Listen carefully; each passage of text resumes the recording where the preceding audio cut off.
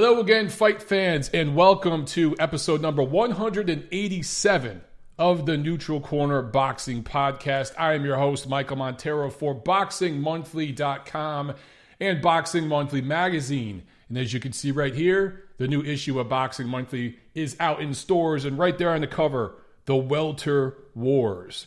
An article about the welterweight division and what's going on. And of course, the big one later this month, we got Errol Spence fighting Sean Porter. That's in Los Angeles at Staples Center. I will be there covering that event along with Tiffany Lamb, the very beautiful and talented Tiffany Lamb. So we're going to be flying out there late next week. We're actually going to be out there in SoCal for 2 weeks to cover that event and take care of some other stuff, visit some friends and family, the whole nine. So good times, man. Let's see. Guys, I don't charge a fee for this podcast. I do ask that if you want to pledge here live on YouTube on Super Chat, please do so. If you want to get a question in or just tip the show. We also have a Patreon, patreon.com/Montero on Boxing if you want to contribute. And we have these Montero on Boxing tees. So we sold a few of them this week, and we got a few left in stock before we head out to LA. So if anyone's interested in any of that, email me at monteroonboxing@gmail.com. All right, so tonight we're going to discuss a few things. We've got upcoming fights that are coming together. A few of them are not yet official, but they're basically on like the 1 yard line, to use an NFL reference. So I'm going to go ahead and talk about them tonight because they're done. They're done, and everyone knows they're done, regardless of what you're hearing. We're going to talk about that, including this KSI versus Logan Paul thing. I'm going to talk about that for a second. And then we got a lot to preview this weekend. It's Mexican Independence Day weekend, which has become, the Mexican Independence Day obviously is a huge holiday in the country of Mexico, but here in the United States, it's kind of become a holiday for boxing. The Saturday of that weekend, the Saturday around that holiday has become pretty much the biggest boxing weekend of the year in the United States. And what's crazy is that we don't have any big super fight happening this Saturday. It's kind of disappointing, but at the same time, as I've talked about in the last few weeks, the last quarter of this year, man, October through December is going to be so great. It's going to make us forget all about this Mexican Independence Day weekend. But for those of you who like to go to Vegas, the Saturday around Mexican Independence Day, we got LINEAL Heavyweight Championship on the line. I'll talk a little bit about that, of course. All right. Let me see if you guys have any questions up front here. Selun Mooney is watching from Poland. Awesome. We got Captain Hook Chronicles watching from... I'm sorry. I got that right. I got that wrong. Oh, man, this chat's updating quickly. Maciej Kosici watching from Poland. I'm sure I butchered that name. I'm so sorry, brother. Captain Hook Chronicles, of course, watching from Canada. Got you guys watching from all over the world. I love it. Drazu's asking, Montero, how you doing? How's the new house? So I just built a door. That's all I do now is build doors. And just put down a coat of sealant on it. I'm going to paint it later and install that this weekend. We're getting there, guys. It's getting there. I've started to put the ceiling in my office. I built out all the walls and everything, and I got to finish the ceiling. I insulated everything to like soundproof it. So the studio is getting close. And then after that, I'm going to put some carpet down and everything. I'm telling you, we're getting there. By the end of this year, by the holidays, this thing is going to be finished. And the studio will be up and running. It's going to be so dope. Part of my trip to LA is to work on some business stuff, to meet with a few guys about the future of TNC, where this show's going, and who wants to become a part of it. So more to come with all that. We'll talk. I won't bore you guys too much with that this week. Captain Hook Chronicles with the super chat. Thank you so much, brother.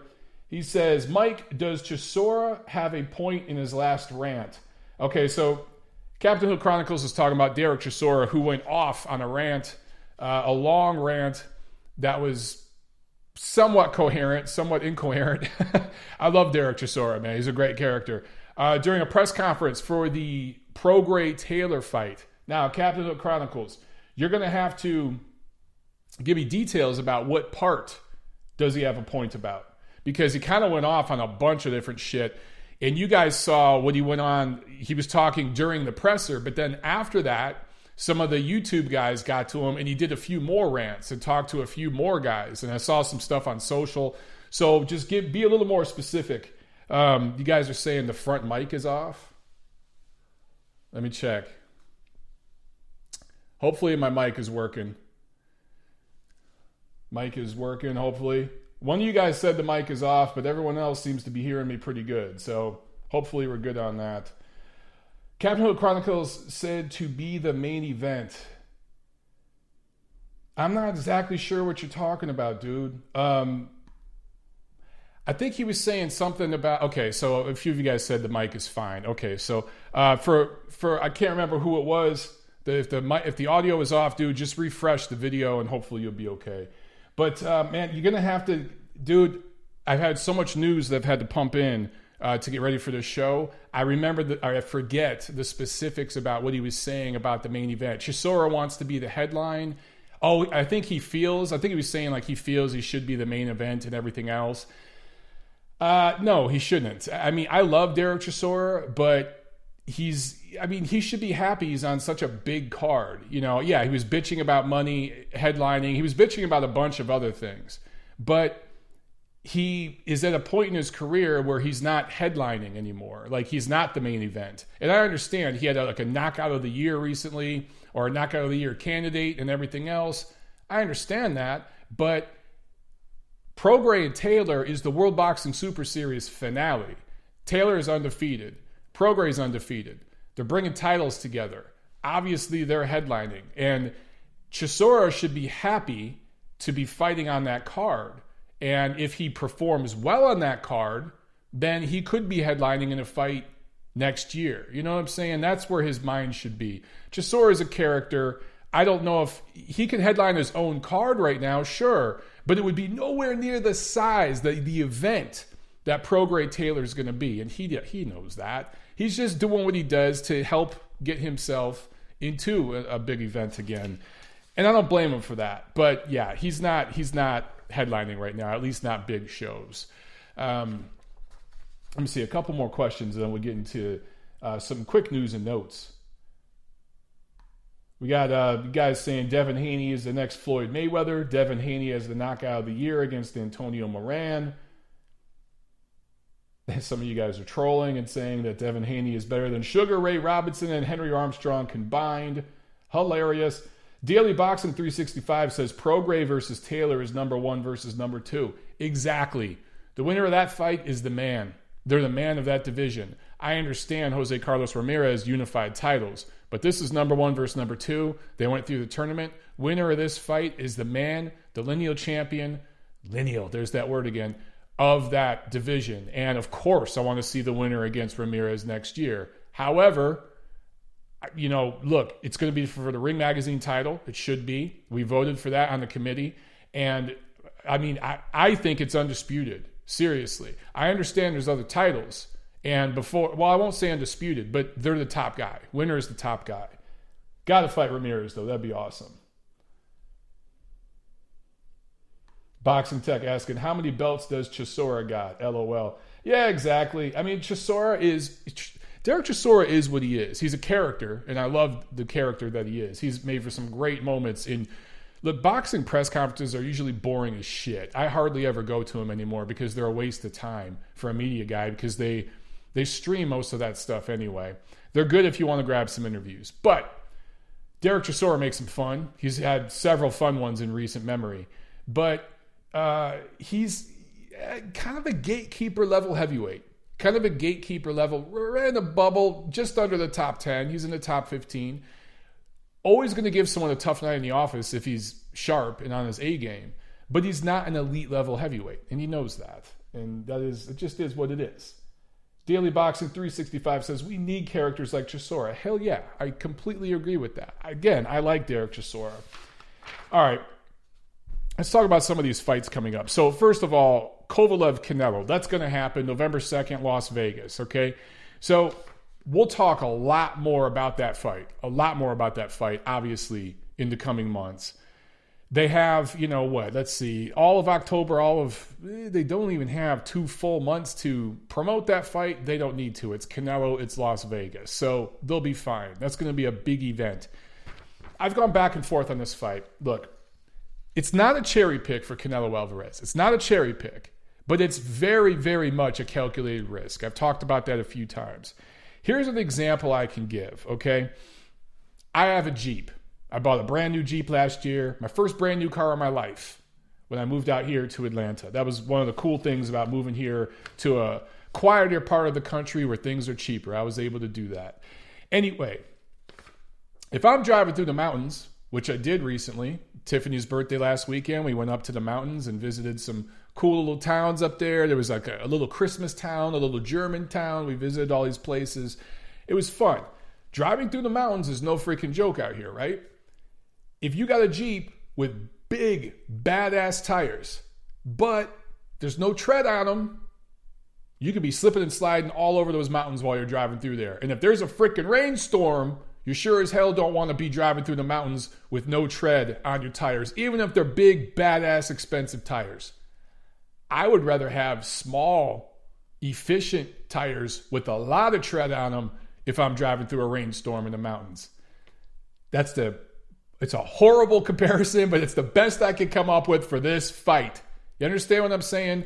Canelo Alvarez, yes, smaller tires, a lot more tread, a lot sharper, a lot more efficient. Sergey Kovalev, big badass tires, that tread is worn thin. Some of the little spokes in the tires, some of the little metal pieces are starting to poke through some of the tread, right? There's some cracks in the tread.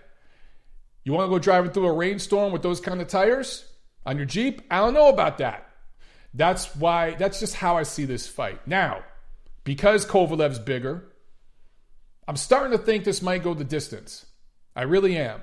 At first, you guys know I thought that Canelo was just going to bomb him to the body and get him out of there. But you look, who the hell is Canelo knocked out? That's a decent fighter anyway. North of 155, Canelo catchweight. Who is he knocked out? He doesn't knock anybody out at middleweight. He didn't knock out Chavez at 160. I can't remember what damn weight that fight was, that catchweight that was at. The super middleweight fight. He knocked out Fielding, but Fielding isn't even a top 10 super middleweight. I don't give a shit if he had a title. He's not even a top 10 super middleweight. No disrespect to him. He's just not. So, Azier said, 164, I think 164 and a half, Azier, that fight was. And he was playing it a little safe. He didn't want to mess up the fight with Golovkin. I get that. But he couldn't stop those guys. He doesn't knock people out. So I'm starting to think distance fight. Does anybody in their right mind think Sergey Kovalev can win a fucking decision against Canelo Alvarez in Las Vegas, even if he jabs the shit out of him and outboxes him? Do you think he's going to get the decision? So bet the bank on Canelo Alvarez by decision in that fight. And depending on what the over-under is, bet the over. Right now, the odds are pretty wide. I think as it gets closer to the fight, the odds will even up a little bit. I think more of the Eastern European money will come into Vegas and affect the odds. But if the over-under, let's say, is like 7 rounds, 8 rounds, bet the over and make bank on that fight. Trust me. If the over-under is 11 rounds, different story. But anyway, we'll talk more about that, of course, in the months to come. That's going to be announced any minute soon officially. A rematch between Deontay Wilder and Luis Ortiz. That is going to happen November 23rd at the MGM Grand Las Vegas on Showtime pay-per-view. The beef with this is it was going back and forth between Showtime and Fox. And really, honestly, Fox would be better. I don't know why. Showtime, I'm starting to buy into it. Showtime's on their way out. Azier asks, is Ortiz still alive? Ha! Yeah. George Underwood, pay-per-view, what? Yeah, it's going to be pay-per-view, guys. But as far as I do believe it's going to be pay-per-view. If it's not pay-per-view, that's awesome. But as I've heard Showtime pay-per-view, that's who's distributing it. So I think this went to Showtime because Showtime, Steven Espinoza has been very good to Uncle Al, particularly Deontay Wilder, in the last couple years. Went to bat for him, spent a hell of a lot of money to broadcast Wilder Brazil, way more money than that fight was worth, way overpaid for it. That's why their budget was shit for so much of the year. Earlier this year, and it lasted, half a round? So I think Uncle Al felt, you know what, let me throw Steven Espinoza a bone here, and they decided to go with Showtime. But if you look at what Fox is doing, Fox pay-per-view, they have that machine behind it, right? Fox is in however many million homes, over 100 million homes in this country. Fox pay-per-view would have been a smarter play, but Showtime pay-per-view, it is. And look, I think Ortiz is going to be 624 years old when that rematch happens. He's got a heart condition, blood pressure issues. Remember, I'm the only one in the media who talks about this, but he was only medically cleared to fight Deontay Wilder the first time the morning of the fight. They literally flew in Charles Martin, I think Thursday night, maybe Friday, to be on standby to fight Deontay Wilder, because up until the Saturday of the fight, the first fight, Luis Ortiz had not been cleared by the New York State Athletic Commission. So anyway, that's going down November 23rd. So November, you got a couple of big events, right? And they're both in Vegas. So good for Vegas because they've had a down year. Also, let's talk about this. This is also in November. November 9th in Los Angeles at Staples Center on DAZN. KSI versus Logan Paul 2. The rematch the whole world wanted. Okay. Let me just say this. There are a lot of people out there, boxing purists, that are really offended by that event, KSI versus Logan Paul. So for those of you who don't know, and I'm sure you all do if you're watching this show, because that means you're a freaking diehard if you're watching my show. These guys are internet YouTube guys. I don't know if they're rappers or Instagram models or what it is that they do. The one dude basically looks like he could be an Instagram model or something, or like a shampoo commercial model. And the other dude's a pretty boy too. I don't know what they do. I just know they're on YouTube. They fought last year. I think KSI won. I don't even know which one that is. He won, and they're going to do a rematch. And now it's pro. So they got the license, headgear's off. And there's a lot of people in boxing that are really pissed off. And they're like, man, this ruins the sanctity of boxing and, what we stand for in boxing, blah, blah, blah. Look, screw all that. I mean, come on, boxing screws itself all the time with that kind of crap, with morals and ethics. Let's get out of here with that shit. This fight isn't going to ruin boxing. It's actually going to make a lot of freaking money. Now, at the same time, to all the people out there who are saying that this is going to bring new fans to the sport, it's going to build fans, it's going to bring in a whole new fan base, get the fuck out of here. No, it's not. The people that are going to be watching KSI and Logan Paul, yeah, they got tens of millions of YouTube subscribers. I get it, okay? And again, I don't know what the hell they do. But think about it this way, guys. If the Kardashian sisters, pick whichever two you want. If two of them did celebrity boxing, two of the Kardashians, Kim and Kourtney, that one that looks like a wildebeest in Kim, who's really, really photoshopped and vastly overrated in my opinion. Anyway, neither of them are the best looking one. I can't remember the name of the best looking one. Kourtney? I can't remember. Anyway, those two, if they got in the ring and boxed, millions of people would watch that shit. Seriously. If two of the Kardashian sisters fought at Staples Center in Los Angeles, they live in the greater LA area, I do believe, and they did it on Fox or NBC or something, man, millions of people would watch. Millions of people. Would any of those people become boxing fans? Would any of them become hardcore fans? Get the fuck out of here. That's what this is too. That's what this is. KSI and Logan Paul, their fans on YouTube are going to watch this fight. They're going to spend money. They're going to make money. Uncle or crazy cousin Eddie is going to make money because Eddie Hearn's promoting this. DAZN's going to make money. Staples is going to make money. Everyone's going to make money. It's going to make them real happy. And we're probably going to see more events like this. But it's not going to build new fans. It's going to build a little segment of the sport where maybe once a year, once every other year, you get a freak show like this. Silvio asked, does Charlie Z get the winner? Charlie Zelenoff. Yeah, I'm sure he'll be there trolling the hell out of both of these guys. There's probably going to be fights like this in the future. Look, Floyd Mayweather and Conor McGregor was a freak show. That was an absolute freak show, right? Oh, Chris Bergen says KSI Logan Paul 1 was a draw. I did not know that. Okay, so it was a draw. Gail Falkenthal says different strokes for different folks. Let people have their fun. Yes, exactly, Gail. my whole point to all this is I don't give a shit about this fight one way or the other. I'm not going to go watch it. I'm not going to go cover it. But it's not going to destroy boxing. It's not going to add new fans to boxing. It's a one-off, and people are going to make money, so they'll do something like this again. And anytime these two dudes fight, their fans from YouTube will tune in, and then they're going to tune back out of boxing. That's just how this shit works. Trini with the super chat. Thank you so much, my man. He doesn't even have nothing to say. He just wants to do the super chat. Trini, you're the man. Thank you very much, brother. I appreciate that, man. I hope you're not working right now. I hope you're not working. I hope you're done working for the day and you're chilling and having a beer because you deserve it, brother. All right, one more fight coming up, guys. Shakur Stevenson, 12-0, going up against Joet Gonzalez, 23-0. Of course, Stevenson from the East Coast. You got Gonzalez from the West Coast, from L.A.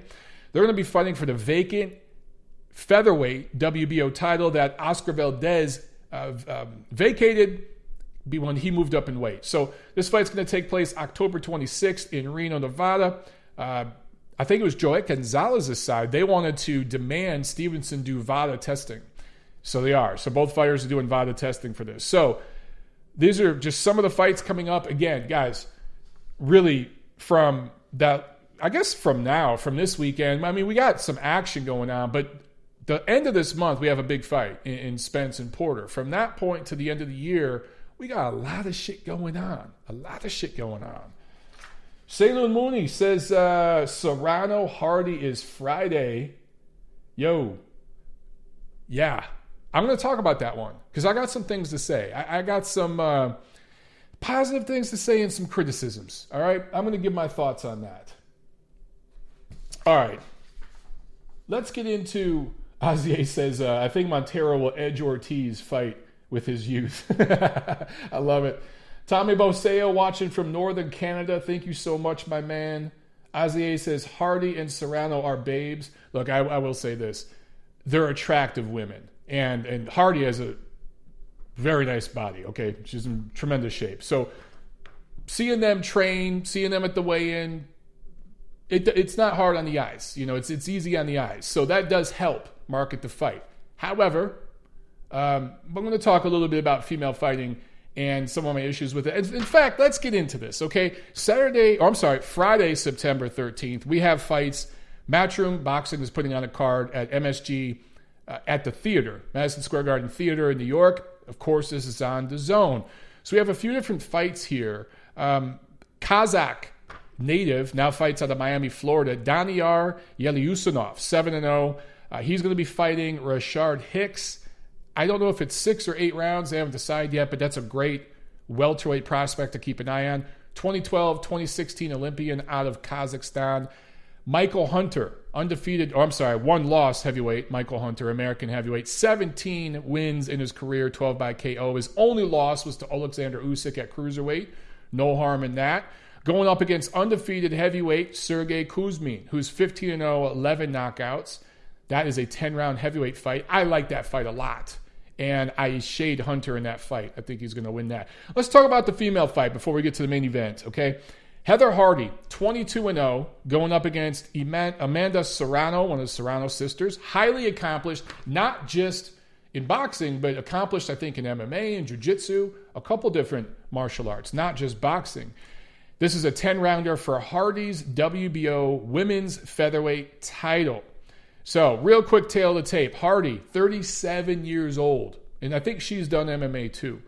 5'5", 64-inch reach. She has fought between 122, 126. The heavier weights. Actually not. She's kind of fit right in the middle. Serrano is turning 31 next month. She's also 5'5", 65-inch reach. She's actually fought at heavier weight. She started lighter, though. She's gone from 118 all the way up to 135. And she's kind of fluctuated back and forth. I don't know a whole lot about women's boxing, but I know more than the average person. And looking at both of their resumes, I can tell you Serrano has faced the much better opposition. Much better opposition. That's why she's so heavily favored in this fight. She's younger, better opposition, more overall experience, amateur pro. And as far as, high-level experience. And she should win this fight by decision. So whenever a female fight comes up, now because of the political era that we live in, you start seeing certain rhetoric. And the big thing is about equal pay, right? You hear, and a lot of female fighters are talking about this. Not all of them. Some of them actually just do their job and fight. But, Azia says, but Hardy has the better body. That doesn't count. It does count, Azia. And she does have the better body. Yeah. Anyway, not that matters. Hey. But you know what? Screw it. Because when we talk about guys fighting, we talk about which guy's in better shape. It's not sexist. So that's the thing, man. The fact that I feel uncomfortable just saying that and I thought I was going to get in trouble highlights something about this whole deal. Azia says, sorry. Yeah, Azia, you just got me in trouble, man. Someone's going to take that little segment and put it out there on the internet, and I'm going to get in trouble for that. Women's boxing is different than men's boxing. And bottom line is, this is the entertainment industry. It's sports, which is, there's a hierarchy, right? The best make it to the top, and the best make the most money. It's not just like that in boxing. It's like that in every sport. So there are very few sports where the women compete at the same level or at least bring in the same type of revenue, the same kind of ratings as the men do. When it comes to tennis, I think that, or volleyball, women's volleyball, women's tennis, they do very, very well, right? There are certain sports where they do very, very well. Boxing, you're just not getting the same product. You're not getting the same product with women as you do with men all the time. That's not to say the women fighters don't work their ass off. That's not to say they don't have heart and they don't try their hardest. But Heather Hardy, for example, 22-0, 4 knockouts, right? And she's one of the best female fighters in the world. That type of knockout ratio. Claressa Shields, who many feel is the best female fighter right now, 0 knockouts. I don't even know if she scored a knockdown at this point. What makes boxing so intriguing for a lot of fans, particularly casual fans, what I call Joe Sixpack, watching somewhere in Nebraska, checking out PBC on Fox, is the knockout, right? And that's not just in boxing. That's in UFC. That's everywhere. You want to see the knockout. You're not going to get that with the women's fighters because of genetics, biology. Women do not have the same upper body strength that men have. And therefore, you're not going to get the knockouts. It's not going to be as exciting. Why Ronda Rousey, and people always point to Ronda Rousey as the example with MMA. What made her so exciting is because in MMA, you don't have to have upper body strength to score stoppages. You can tie someone up and you do an arm bar or something like that, right? I mean, you got to be strong, but you get what I'm saying. You don't have to be a very good puncher to score stoppages in MMA. Those fighters can't take punches as well. They're not trained for it. They're preparing for a bunch of other different things, kicks and arm bars and all this stuff. Ronda Rousey was tapping girls, making girls tap out. She was ripping her arms out of the socket, right? Her wrestling was so dominant that she was stopping girls. So fights were the equivalent in MMA of a knockout, if you will, a knockout on the ground. That created excitement and buzz. And she was marketed very, very well. Quick break here. Chris Bergen chiming in with the super chat. Thank you so much, my man. He says, my girlfriend hates boxing but watches Anthony Joshua fights. I don't know, Chris. I'm going to guess that has something to do with his physique. I don't know. He also has straight, white, perfect teeth. That might have something to do with it. I don't know. I'm just going to say, when Anthony Joshua and Vladimir Klitschko fought a couple years ago, female viewership was up around the world in boxing. I saw statistics on this, okay? So, do the math on that. Anyway, with these two fighters, look, I respect the hell out of Heather Hardy. She's been through a hell of a lot of shit in her life and come out a winner. I respect the hell out of Amanda Serrano, both Serrano sisters, and all the other female fighters. But stop bitching about equal pay. Instead of bitching about equal pay and demanding, because you're not putting up an equal product. You don't fight the same number of rounds. You don't fight the same length of time in the rounds. Until you put up an equal product, you're not going to get the same pay. If a woman fighter, a woman boxer, comes out like Ronda Rousey and sets the world on fire, and she's drilling chicks, she's knocking chicks out, she's something the world hasn't seen before, and she's good in front of a mic like Ronda Rousey is, good in front of the camera like Ronda Rousey is, She's going to get her money. Trust me. It will happen. All right? Layla Ali wasn't that great of a fighter. She was very overrated. She was good, but not as good as some people think.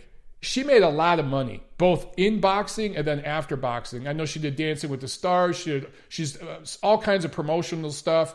She's made millions and millions of dollars. Now, some of that was her father's name, but some of it was the fact that she could fight a little bit, okay? And she had something to, like a thing to market. It didn't hurt that she was good in front of a camera. She's a good-looking chick, you know? So it helped, right? At some point, one of these female fighters will break through. But she'll break through because she deserves it. Until then, look, man, when I hear someone like Heather Hardy's talked about this, I think several fighters have. You talk about, I want equal pay because I put in equal work. I'm in the gym training, busting my ass just like the men are. Really, I agree with you, but there are thousands of journeymen, male journeyman fighters around the world putting in 40, 50 hours a week at their full-time job, taking care of their kids at home, taking care of their wife at home, and then going to the gym at night, going to the gym on the weekend, busting their ass to go fight on a club show to make $500 that they got to sell tickets for just to make their $500. That's the majority of male fighters. You want to talk about equal pay and everybody getting what they deserve? There are plenty of dudes out there who are being underpaid. Okay? This isn't a sexist thing. It's business. It's entertainment. You provide the product, people will show. Case in point, KSI and Logan Paul, right? What did I just say about that fight? If two of the Kardashian sisters fought each other, everyone would watch and they'd make a ton of money. They'd make 7 figures. It's not about sexism.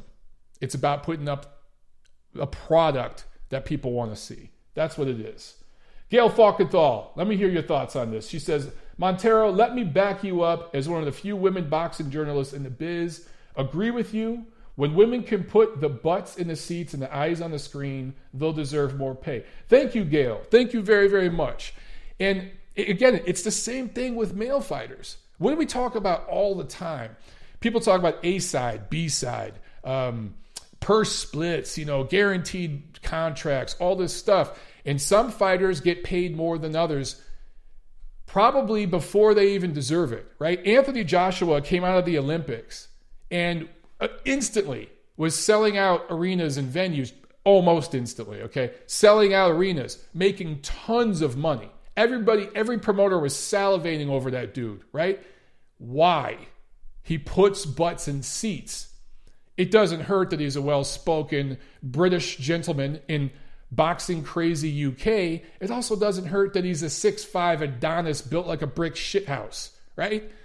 Those things help market him. There's a lot of women tuning in to watch Anthony Joshua fight. It's not just guys. It's mostly guys, but trust me, there's some chicks watching too.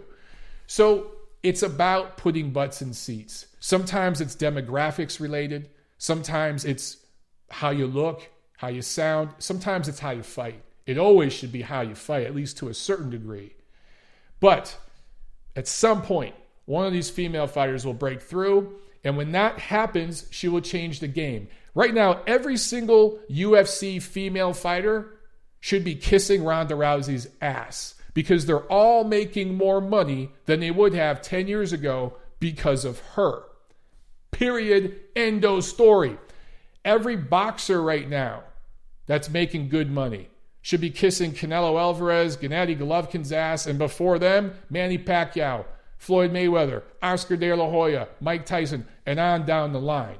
The people that come before you set things up. There's always somebody who breaks through the door and changes the game, and they lift the whole game up and benefit everybody that comes after. All right? So that will happen at some point.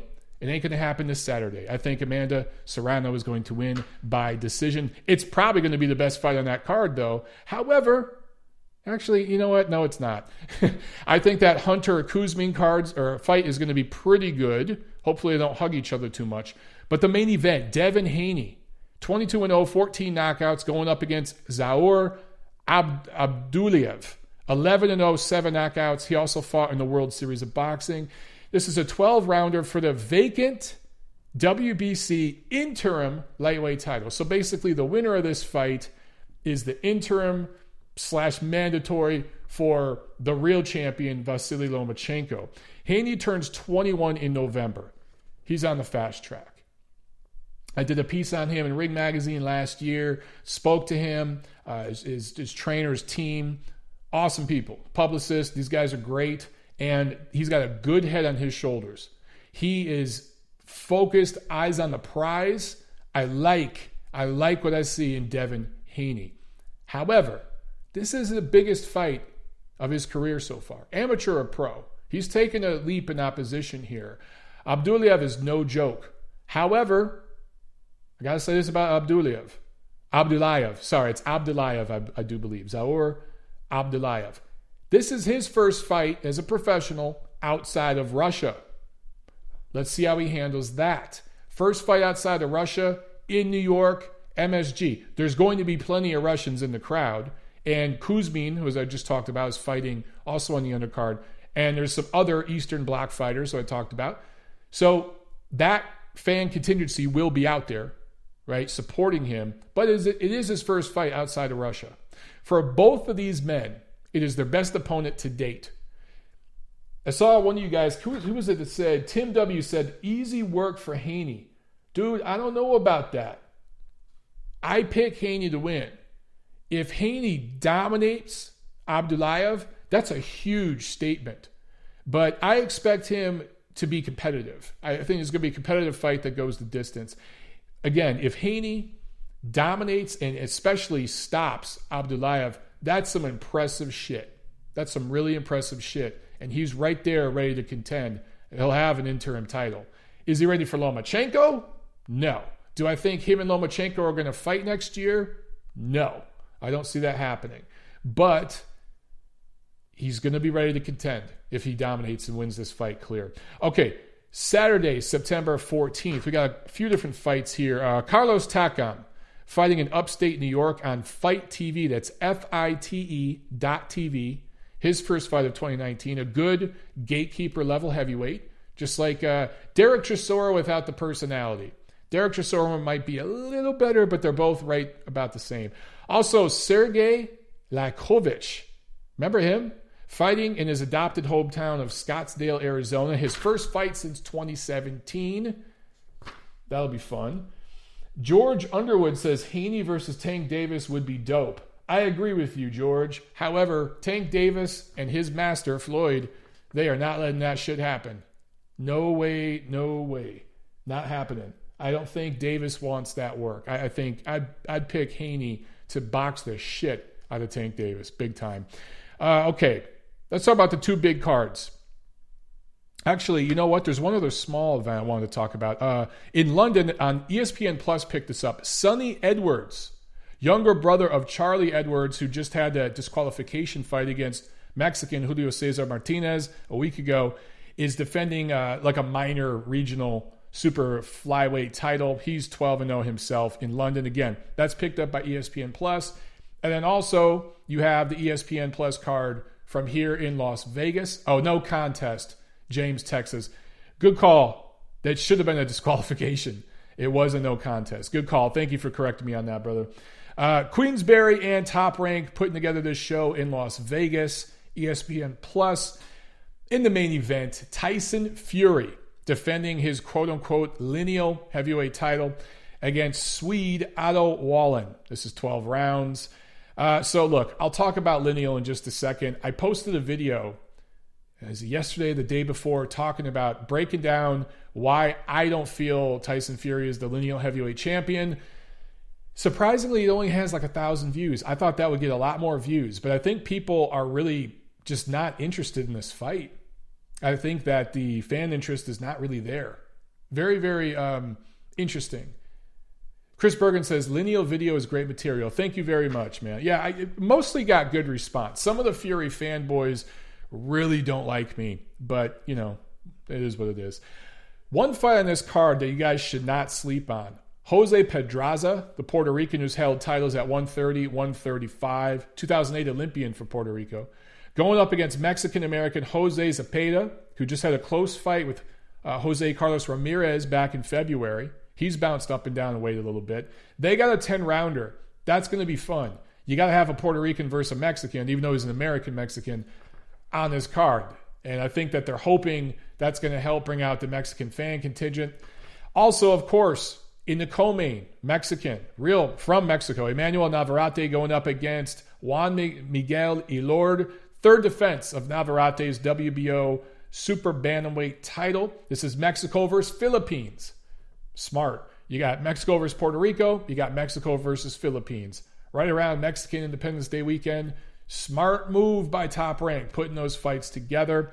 Also, though, age is a big thing in this fight. Navarrete, 24. Elord, 33. And kind of an old 33.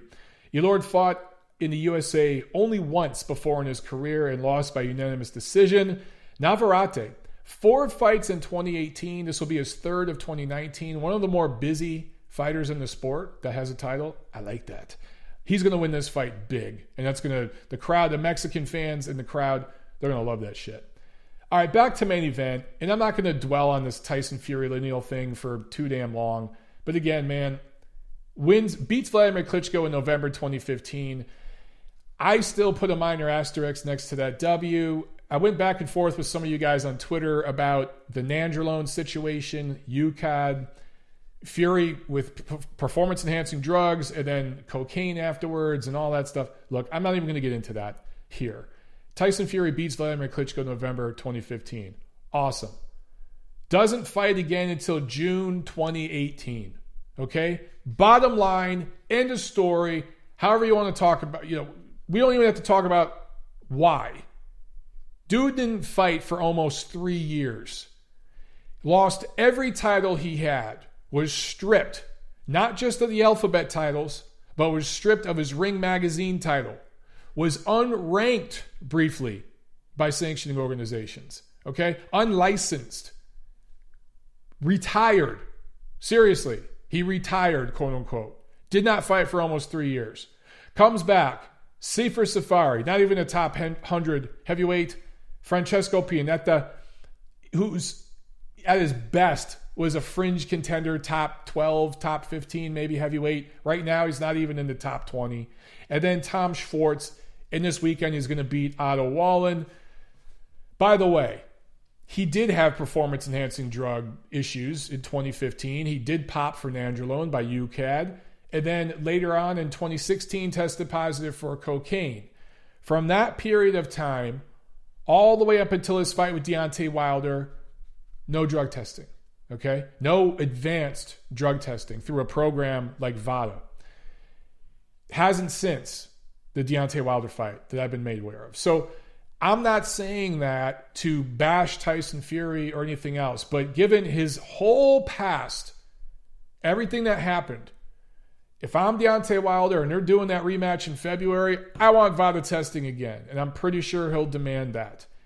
And expect the drinking game this weekend, guys, is every time the ESPN guys say the word lineal, you have to take a shot. Now, you might end up in the emergency room, but it'll be a lot of fun. Probably more fun than the fight itself. Tyson Fury will probably knock this dude out. It could go the distance, depending on how this guy chooses to fight. Could go the distance. This guy's probably a little bit better than Tom Schwartz. So maybe it goes all 12. Do you want to watch Tyson Fury slap this dude for 12 rounds? Is that what you consider a lineal heavyweight championship defense? I don't. I said this in my video that I posted the other day. Right now, Fury and Wilder are rated number 1 and number 2 in the world. If it stays that way, and they rematch next February like they're supposed to, like they're saying they want to, and they're rated number 1 and number 2 in the world, when they fight that rematch, guess what? The winner of that fight is the lineal champion and the man, because it's number 1 versus number 2. That was not the case when they fought the first time. Not the case. Anthony Joshua was rated number 1. Wilder maybe 2 or 3, depending on, I think he was rated 2 by most publications. But Fury was all over the place. A lot of people didn't even have Fury in the top 10 because he hadn't fought a top 10 rated contender in over 3 years. All right? So, that's all I got to say about that. Fury's going to win. And look, I have nothing against Tyson Fury. Let me add one little thing. I lied. Tyson Fury's a great character. He's a damn good fighter too. And it's no hyperbole to say what he brings to the ring as a heavyweight, a 6'8" heavyweight that moves the way he moves, we've never seen it. In the history of boxing, we've never seen a man that big move the way he moves and be able to box the way he boxes. We have never seen it. Tyson Fury on his A game, fully confident and mentally together, is something we haven't seen before. So I'm a fan of him in the ring. I like watching him fight. But he's not the champion right now. Right now, you got a bunch of guys at the top of the heavyweight division. No one has separated themselves yet as the guy. Period. Regardless of what Joe Tessitore and Andre Ward and Tim Bradley and Max Kellerman and the crew tell you this Saturday. All right, one other card this Saturday at the Dignity Health Sports Park in Carson, California. Golden Boy Promotions on DAZN. Ryan Garcia, 18-0, 15 knockouts, going up against Avery Sparrow, 10 rounds lightweights. Garcia, 5'10", 70 inches, 21 years old. Sparrow, 5'7", and he is 25 years old. I think 72-inch reach. He's from Philly, I do believe. He's fought mostly around Philly. And he had one KO win last year, turned into a no contest for drugs. So no drug testing for this fight at all. And I think Sparrow actually talked about that in some interviews recently. Ryan Garcia looking jacked. There's no drug testing. Well, take with that what you will. Jaime Munguia in the main event going up against Patrick Allotey from Ghana. Jaime Munguia is 33-0, 26 knockouts. Allotey is 40-3, 30 knockouts. This is the fifth defense of Munguia's junior middleweight title. Height will play a factor here. Munguia is 6 feet tall, huge for that division. Allotey's 5'9". He's left Ghana 3 times. All 3 times he's lost. This is his 4th time fighting outside Ghana. Guess what? It's going to be his 4th professional loss. What does this do for Jaime Munguia other than make him some money and Mexican-American fans in Los Angeles come down and watch him fight? Not much else. Keeps him busy, makes a little cash. So that's cool. And then he's going to move up to 160 pounds.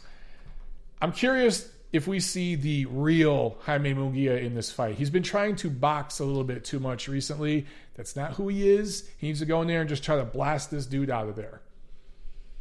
All right, let's get to some questions, guys, and then we're going to wrap it up. Let's see. We've been going for about 45 minutes here.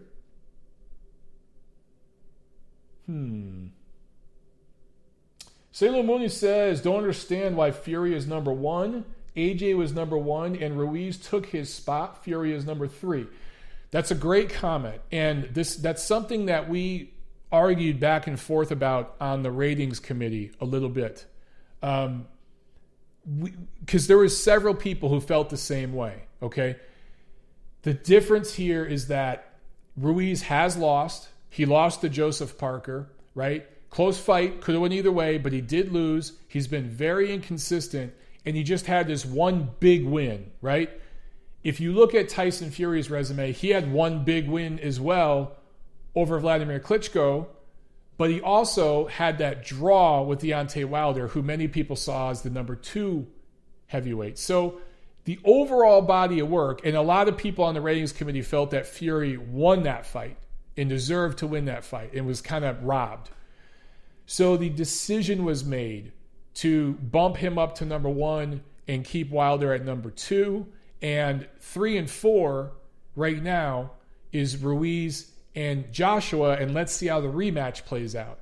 You may agree with that, you may disagree with it, and that's fine. You can absolutely make a case for saying Andy Ruiz is the number 1 heavyweight right now. Personally, I don't think he's going to win that rematch. I don't think he's the best heavyweight in the world. I think he struck lightning in a bottle that night, and I think Joshua is going to win the rematch. The question for me is, how does he win the rematch? Does he play it safe? Does he get dropped a couple more times? Does he barely beat Ruiz? Or does he dominate him the way that most people felt he would the first time around? If he dominates Ruiz, then maybe he gets back up there. Is he back up in the top spot? No. But maybe he creeps up to like number 2 or something. It all depends on how these next few fights play out, man. The good thing is the top 4 guys, and if you call Luis Ortiz number 5, cool. I don't think he's the 5th best heavyweight, but all these guys are fighting over the next few months. So it's going to get kind of cleared up. You know what I'm saying? They're going to kind of clear all this up. And by the end of the year, we'll have a much clearer picture of the heavyweight division, of the ranking at the top going into 2020. And we're going to get some of the fights that we want in 2020 that were kind of set up this year. So good things ahead, my man. But again, you make a good point, and I understand that point of view. Sultan Murr says, should the State Athletic Commission deny big drug cheat Miller beyond the WBA suspension? If so, for how long? They should, but there's a loophole in the law, the bylaws of the New York State Athletic Commission, something with the way, I don't remember specifically off the top of my head, but at the time they did a hearing, technically I don't think Jarrell Miller was licensed. And because he wasn't licensed, they couldn't suspend him. It's some weird loophole. So when he does come back, I don't know how that's going to look. I don't know if somebody can mandate that he has to do an advanced testing program or anything like that. I don't think they can. But if I'm fighting Jarrell Big Baby Miller, I'm demanding VADA right away. And I really hope he doesn't just walk into a big fight, because he doesn't deserve it. He didn't deserve the Anthony Joshua fight, actually. Tommy Boseo asks, hey Montero, your thoughts on Frampton versus Dog Bay? It's rumored to be in the works. Oh my God, I hope not. Dog Bay needs a rest, dude. It would be fun, but I just think Frampton's just a better athlete, a better boxer. And yes, he's faded. He's past his best years, but Dog Bay's coming off those 2 beatings. Dog Bay needs he needs an Otto Wallin. He needs Otto Wallin or Tom Schwartz or Sefer Seferi. That's who he needs to be fighting. A little version of one of those guys. Not Carl Frampton, bro. Oh, man. Mr. Money, H Money, Mr. DAZN says Loma is ducking Devin Haney. That's hilarious. I shouldn't have even read that. It says Devin Haney will knock out Loma. All right, then. Devin Haney is the next Mayweather. You might be right, dude. But let's see how he looks Saturday. Okay? Let's see that first before we anoint him the next Mayweather, who's an all-time great. Tommy Boseo says Top Rank is offering Big Baby Miller a 3-fight deal. Very possible. Very, very possible. But, again, he takes VADA. Fine. He's a character. He's going to make for good fights. And look, he'd provide a great opponent for Tyson Fury in New York. If they do drug testing for that fight, even if they don't, because Tyson Fury might not want drug testing. In New York, imagine at the Garden, Fury versus Miller. It'd sell. It would sell. Muscle Memory says, good evening, Mr. Montero. Does Beeville have an opponent yet for October 12th? To my knowledge, no. They're close, but they've had trouble securing an opponent. It's been really tough. Expect it to be a disappointment.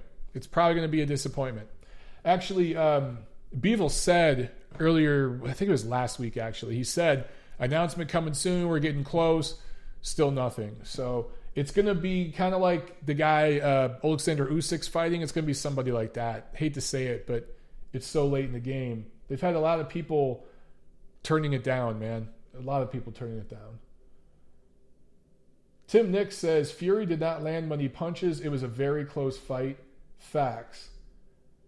I guess you're talking about Fury and Wilder. I agree. That fight wasn't very good. A lot of people talk about that fight like it was this all-time great heavyweight fight.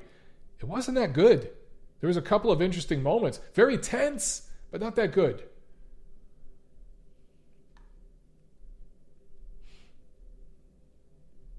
But a lot, there are people out there who score that fight 9-3 for Fury. That's insane. That's insane, man. That's too wide. I think that's too wide. Chris Bergen asks, who will end up being the king of the light heavyweight division? Well, look, man, we're going to get Beterbiev and Gvozdyk fighting next month. I think the winner of that fight is the guy right now. I really, really do. Because it's two of the top guys. They're unifying titles. Technically, if you're into all this lineal bullshit, Gvozdyk already beat the lineal champ. That was Adonis Stevenson, right? And they each have titles. So they're going to be unifying titles. There's lineage involved.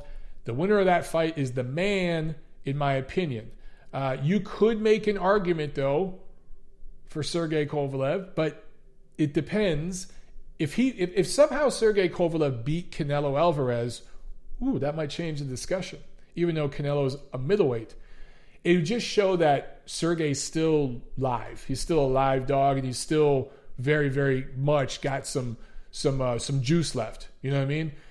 But if Kovalev loses to Canelo, which I think he will, Beterbiev, Gvozdyk, that's the champ of that division, bro. And Bivol is quite possibly moving to 68.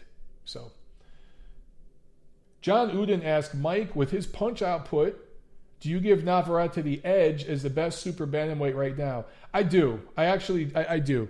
Young guy. I said it. Yeah, he's 24 right now. 24 years old, active, really, really improved. Watch some of his fights 2 years ago on YouTube and look at him now. He is improving. He is showing some craft. I think just because of his physicalness and, as you said, his activity, his work rate, he's the best in that division right now. However, he ain't going to make that weight forever. When he moves up to 26, he's going to have problems because there's guys there that can match his physicality and guys there that can outbox him and have a lot more skill and craft. So, Carlos Cabrera says Navarrete versus Inoue. Holy shit. That'd be lit. if Inoue beats Donaire, which he should later this year, ends up fighting Luis Neri at some point next year, and then moves up to 22, sign me up for some of that shit, brother. Sign me up.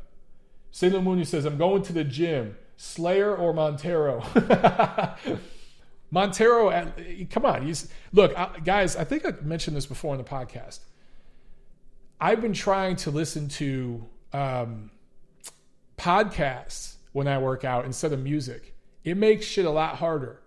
It's easy to get pumped up for your next set if you got some beats playing or something. But if you're listening to actual podcast about a subject that you really like, I like history, I like politics, not just boxing. It forces you to focus in a different way. You're connecting your physical exercise, right? Your physical exercise with your mind because you're listening to something with intent. So if it's on a subject that you care a lot about, say you love history, the Mayan culture, and you're listening to a podcast with a dude who wrote a book about the Mayan culture, and they're talking about all these different things, you find that interesting. As you're pumping, as you're lifting weights, that's connecting your mind and body in a different way. You're doing your exercise with intent now. A lot of people just throw on some music, whatever you listen to, rap, techno, death metal, whatever, and they go in there and beast out a workout. You're just physically reacting at that point, right? You're emotionally and physically reacting. The music is pushing you emotionally. Try, and it will be. You'll see a difference. It will be hard for you the first couple weeks. Try turning off the music and listening to podcasts, books on tape, that kind of shit while you work out. Totally different experience, but you'll feel sharper. At least I do. I feel like I'm learning, I'm expanding my mind, maybe doing a book on tape or something as I'm running, as I'm hitting the bag. Totally different experience, bro. So your answer is Montero, of course. Listen to the show while you work out, man. Sarah Lachak says, push the like button. If not, you're a biatch. I agree, Sarah. MJB Tacos in the house. What's up, man?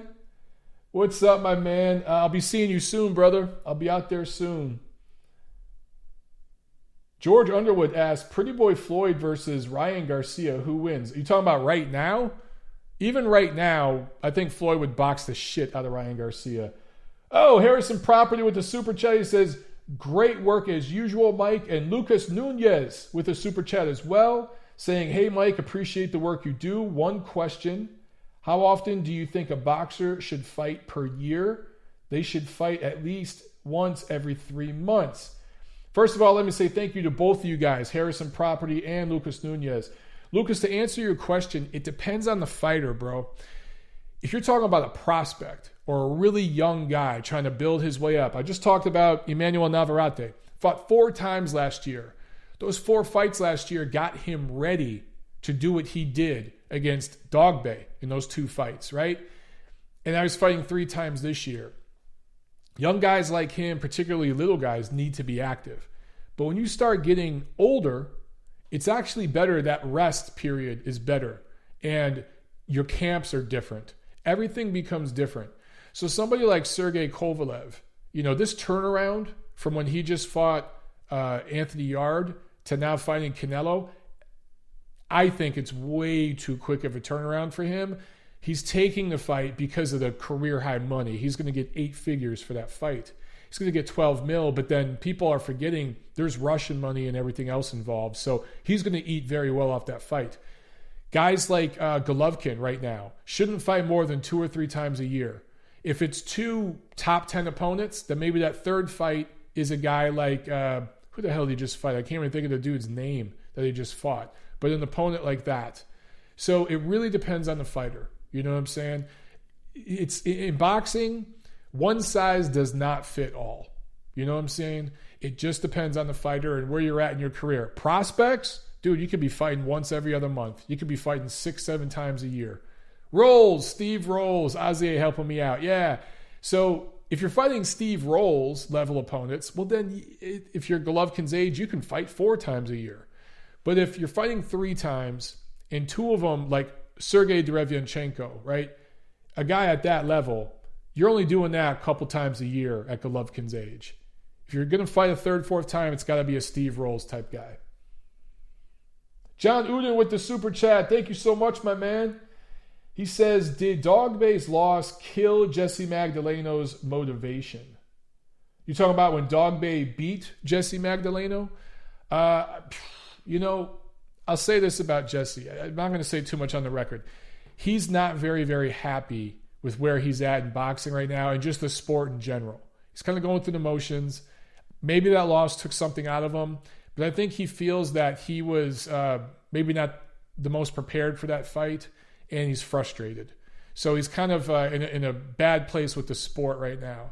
I think it'll pass. I think he'll be okay. He's carved out a good career for himself. Oh, you guys are fighting so much about this Fury thing. Fury and Wilder. I will say, man, the whole Fury and Wilder thing, it's become so polarized. So polarized. All right. Survive says, damn, I'm late to the live stream. Did he already talk about Logan Paul, KSI, and DAZN? Yes, I did, Survive. Go back and watch it earlier. I think you'll be surprised at what I had to say. Look, I don't hate that fight. I don't love it. I don't hate it either. I don't think it's going to build any new fans to the sport. I think that's a ridiculous notion. Did celebrity boxing bring new fans to the sport? Some of you guys are too young to remember when Fox did celebrity boxing. It's a freak show. It's a one-off. It's a fun, special, little interesting niche event. There will be more of them. We're going to see more YouTube guys fight. At some point, you're probably going to see fights between media guys. Like, I was half joking when I tweeted, I think it was a week ago, where I said, shit, I'll fight on DAZN. Anybody want to fight me? I'd do it. If DAZN wants to put me on a 5-rounder, I don't want to do amateur shit. I'll get my pro license. Let's do it. You know what I'm saying? I think something like that could be possible one day. With YouTube and streaming technology, you don't have to worry about networks. That's why this fight's on DAZN. These guys are on the internet. They're on YouTube, right? They're internet personalities. So it makes sense that their fight's on DAZN. So that it's the same technology. They're not TV celebrities. And I think that you're going to see more of that kind of shit. People are figuring out how to do live streams and all these different things. Survive says Montero versus Eddie Hearn. Make it happen. Hell yeah, dude. Eddie's my size too. I'd fight Eddie Hearn. That would be awesome. I get to punch Eddie Hearn? Shit. I like Eddie Hearn, but so many people out there dislike him. I don't know why. It's so interesting. Jack Alter asks, Triple G versus Derevianchenko prediction. Triple G by decision in that fight, but he's going to take some punishment. It's going to put some wear and tear on him. And just because of styles, Triple G's much better, much more accomplished fighter than Derevianchenko, but because of their body styles and fighting styles, Sergey's going to get some punches in. Fartero asks, who's the best, Steve Smolger or Steve Willis? Shit, bro, that's 50-50. Smolger, as far as how he handled fights, I like him better. As far as personality, you got to go with Steve Willis, man. He's hilarious, his eyes. But the two Steves, those are two of my favorite refs of all time, for real, though. Gail Falkenthal said, who's the A-side between Montero and Hearn? MOB for sure, baby. Yeah, something tells me I'd maybe be getting 10% of that purse split. Maybe 10%. John Newton says, Mike, Logan Paul, and KSI will have fought twice, and we can't get Tank and Farmer in their ring once. Ha! It's true. Sad but true. Azier says, Eddie is 6'5", and he can box. He's a problem, Mike. He is a problem. You know what? I'll solve that problem. They want to put me on the zone and pay me? I'll solve the Eddie Hearn problem. Sign me up for that shit. We're probably the same age. Hell, he might be younger than me. I'm 40. Isn't he in his 30s still, or is he in his 40s? Either way, same size. He grew up with a lot more money than me. we didn't grow up very much the same way. But same size, same age, same reach. Shit, man, I'll box Eddie. Let's do it. Make that shit happen. Jack Alter asks, you see Chenko getting dropped since Colque almost dropped him and Jacobs dropped him. You know, Jack, it is very possible that Golovkin could score a late stoppage in that fight. It's very, very possible. At first, I think distance fight. It depends on which Derevianchenko shows up. He has taken punishment. He has been wobbled. You mentioned Colque, Jacobs. So if that trend continues, right, and Golovkin fights smart and sticks behind the jab and systematically breaks him down with the jab and starts working the body, he could absolutely stop him late. And that, you know what? This fight is a good barometer to show us where Golovkin is. A lot of people have talked about he's past his best. He's faded, right? He's over the hill. If he stops Derevianchenko, something Jacobs couldn't do, right? I think it shows that he's still pretty much at the top of his game. If it goes the distance and Derevianchenko has moments, I think it shows that he's definitely past his best days. For my money, I think the best version of Golovkin is right around the time where he fought David Lemieux. Right around there was his best. I mean, that was his absolute peak as a fighter. James Tech says, faded but still great. Hell yeah, brother. Hell yeah. Oh, you guys, Feed Me Stats says my money is on Montero. All right, so the odds are early on are in my favor. Let's see what Vegas has to say. Tim Nick says Hearn versus Montero is better than Fury versus Otto Wallin. You know what? It is. And we actually make pretty damn fun press conferences. With my personality and his personality, he's a sarcastic shit just like I am. I'd try to imitate him. He'd probably try to imitate me. He does a way better American accent than I do British accent, but we make that shit fun. We do a press tour in London, New York, and LA, and we'd fight. I guess we'd fight somewhere in the middle. Maybe New York would be the spot. Yeah, maybe New York. All right, guys, we've been going here for over an hour, so man, this was a fun show. I gotta be honest, I felt a little sloppy tonight because I've been off for like a week. I was a little sloppy, but we'll tighten that shit up. Oh, right at the end here, Carlos Cabrera says, great job, Mike. Mike versus Bias Coppinger. Thank you for the super chat, Carlos. Look, I would fight Mike Coppinger. He's my size too. That would be like a battle of peers. That would be really, really fun. I'd absolutely fight Mike Coppinger. There'd be a lot of people that would love to see that shit. For real. Would love to see that shit. Jack says, you and Tiff are looking great in the workouts, dude. Thank you so much, man. Thank you so much. Actually, you know, I did track back in school. It's one of the sports. I played a bunch of sports back in school. And I found a track around here. stairs, a couple football fields, track, where, you know, I could do 40-yard sprints and everything. I'm taking Tiff there tomorrow. I'm going to kick her ass. She's going to hate me, but she's going to love me afterward, because she's never done like a real track workout in like sprints and steps and things like that. So she doesn't know how that feels. It's going to whoop her ass. It's going to be, the thing is though, she's a little monster. She'll fight through it. She for real will. Saloon Mooney says, how about 6-rounder with the barbershop dude? I'd feel bad fighting him. He's such a little beta cuck male. Come on, man. A jab that dude would run. There's been a couple of personal run-ins with that individual. I'm not going to talk about here, but very, very quickly, let me just say, I could tell where that dude's heart is. And it was he very, very quickly backed down. So I wouldn't fight that guy. That would just not be fair, man. I'd actually have Tiffany would fight him. That would be a fight, and Tiffany would beat him, by the way. That'd be a fight that I'd bet on. That would be awesome. Tiffany, there's the Kung Fu monster, says Tim Nick. Yeah, dude. We're gonna stop it right there on that one. All right. Thank you very much, guys. And so next week, Monday's show will be the review of all this weekend stuff. That will be here in Atlanta. Thursday's preview show, I will be in Los Angeles.